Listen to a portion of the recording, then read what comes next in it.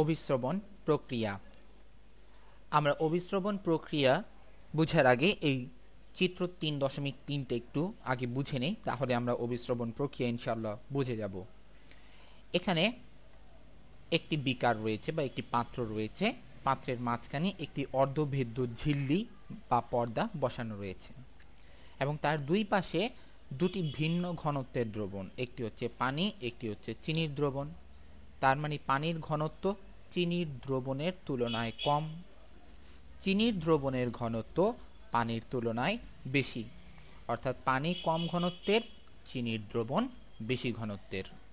কিছুক্ষণ এই অবস্থায় যদি আমরা এই সিস্টেমটাকে বা এই পাত্রটাকে রেখে দেই, কিছুক্ষণ পরে আমরা পর্যবেক্ষণ করব এই এ প্রান্তটি অর্থাৎ এ অংশের পানির অংশ কমে যাবে এবং বি অংশে পানির অংশ বেড়ে যাবে। বি অংশে পানির অংশ বেড়ে যাবে। তাহলে এ থেকে কি বোঝা যাচ্ছে? যে এখানকার কিছু দ্রাবক অণু এখানে চলে যাচ্ছে, এর কারণে এখানকার দ্রাবক অণু কমে যায় এবং এখানকার অণুর পরিমাণ বেড়ে যায়। এটার কারণেই দেখা যাচ্ছে এ থেকে দ্রাবক অণু ভিতরে প্রবেশ করে বিতে।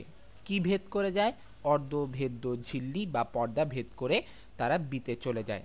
অর্থাৎ আমরা এ থেকে লক্ষ্য করছি কম ঘনত্বের দ্রবণ থেকে দ্রাবক অণু বা পানি বেশি ঘনত্বের দ্রবণের দিকে যাচ্ছে এবং এই প্রক্রিয়াকে আমরা বলে থাকি অভিস্রবণ বা অসমোসিস।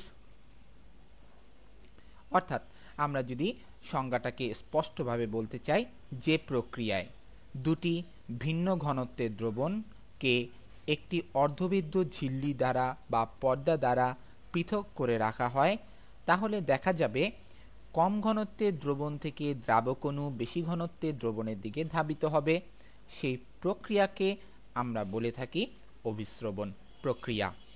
অভিস্রবণে দুই ধরনের প্রক্রিয়া রয়েছে, একটি হচ্ছে অন্ত অভিস্রবণ আর একটি হচ্ছে বহি অভিস্রবণ।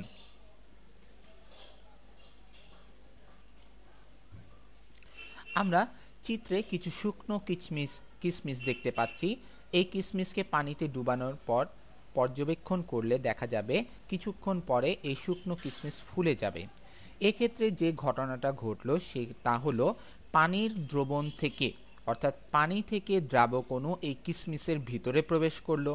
তার কারণ হচ্ছে কিশমিশের ভিতরের যে ঘনত্ব, সেই ঘনত্ব পানির তুলনায় পানির তুলনায় বেশি। এই কারণে পানি কম ঘনত্ব থেকে কিশমিশের ভিতরে প্রবেশ করলো।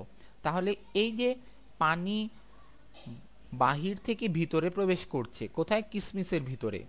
এখানে যে অভিস্রবণ প্রক্রিয়াটি সংঘটিত হবে তাদেরকে আমরা আন্ত অভিস্রবণ প্রক্রিয়া বলে থাকি।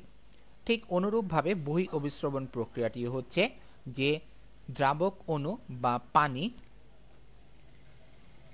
বাহির থেকে অর্থাৎ ভিতর থেকে বাহিরে চলে আসবে, দ্রাবক অণু ভিতর থেকে বাহিরে চলে আসবে। উদাহরণস্বরূপ আমরা একটি লবণের পানিতে যদি আঙ্গুরকে ডুবিয়ে রাখি, কিছুক্ষণ পর দেখা যাবে আঙ্গুর চুপসে গেছে। কারণ কি? আমরা নর্মালি ভাবে আঙ্গুরকে কিন্তু ফুলা দেখি, তার মানে আঙ্গুরের ভিতরে রস আছে।